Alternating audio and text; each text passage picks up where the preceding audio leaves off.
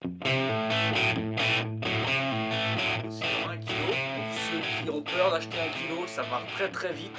Sachant qu'à chaque fois, on prend plus qu'une noisette, limite un abricot quand on fait un petit tatou. Donc moi je prends une petite boulette de vaseline dans ce que j'ai.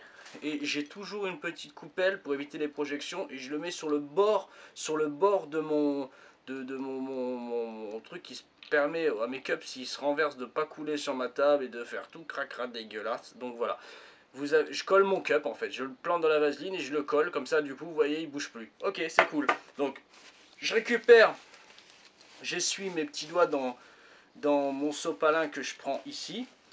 Je me prépare une petite bouteille H2O en aluminium avec mon petit bouchon, avec bien sûr à l'intérieur du Green Soap, donc spécialement pour le tatouage, d'accord, du Green Soap, on vend chez nous aussi sur notre site, à diluer à 20 ou 30%, eux ils mettent 30, 20-30%, voilà. Pour le cochon, je peux mettre 30, ça dépend des pots en fait, quoi, 20-30%, pas plus, c'est-à-dire que vous mettez dans votre bouteille jusqu'ici à peu près de Green Soap et le reste, vous remplissez de flotte, d'accord, de l'eau du robinet, ça suffit largement. Si vous avez envie de mettre du déminéralisé, et si vous avez trop d'argent, vous en mettez.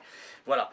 Donc voilà. Ensuite, pour la peau, c'est comme d'habitude, c'est du Dettol, d'accord, Dettol dilué, ça devient blanc, c'est sympa, vous nettoyez la peau, vous rasez. Et sinon, pour le calque, c'est du Stencil Pro, comme là, j'ai déjà montré en d'autres vidéos. Voilà, je vous montre des petits trucs comme ça au passage. Donc, voilà. 1,5 mm, 2 mm, sympa. Vous pouvez arriver plus, après, voilà, là vous n'êtes pas obligé de gérer votre tension main, de toute façon ça ira pas plus loin.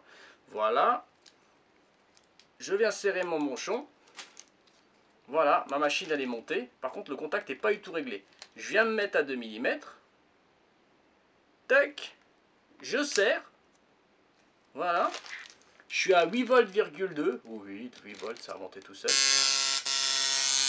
Là j'ai mon élastique qui est mal mis, c'est pour ça.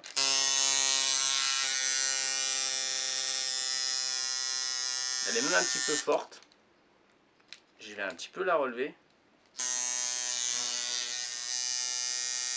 Vous voyez, je suis à 8 volts, 52% d'outil, 125 coups par seconde. En plus, elle est sèche à mort. Donc, je vais prendre mon oreille de cochon qui est là.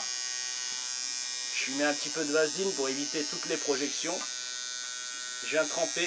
Vous voyez, déjà, dans un premier temps, elle éclabousse pas. Donc, ça veut dire que ma tension au niveau de l'élastique, elle n'est pas mauvaise avec cet élastique-là. J'ai de la chance, je les connais, ces élastiques. Après, quand vous changez, ça dépend. Et quand je viens tremper dans mon cup, je vais vous montrer. Quand je viens tremper dans mon cup ma bécane, je sors, j'ai pas des projections qui se font partout. D'accord? C'est ce qui se passe souvent quand une machine elle est mal réglée. Vous avez des projections d'angle qui se font partout.